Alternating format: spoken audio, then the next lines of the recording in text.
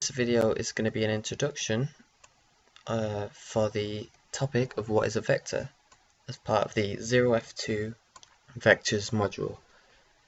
So most quantities in engineering can be categorized in two ways, or two types, and these are 1. Scalar quantities and 2. Vector quantities.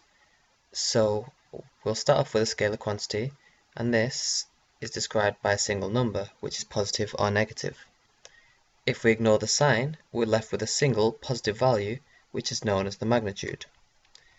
The magnitude tells us how big the scalar quantity is, and for example, the volume of tea in a mug is a scalar quantity, and that's where the magnitude may be 500 milliliters.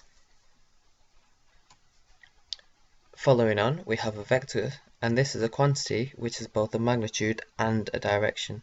So it's important to remember that whereas a scalar quantity is just a single number, a vector quantity has both a magnitude and a direction.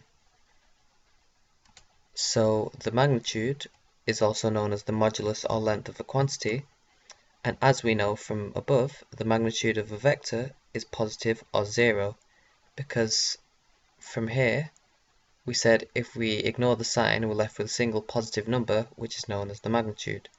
So clearly the magnitude of a vector is going to be positive or 0.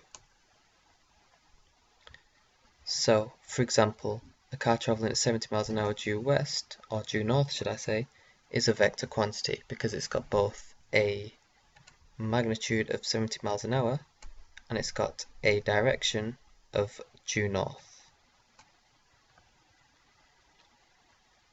So, there's a special note that we need to be aware of, and that is that vectors, which we're interested in, can often be thought of as being within 2 or 3-dimensional space.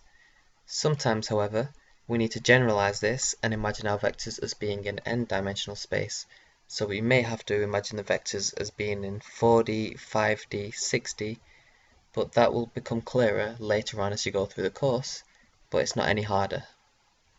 So I hope this video helps. It's just a brief introduction to what a vector is.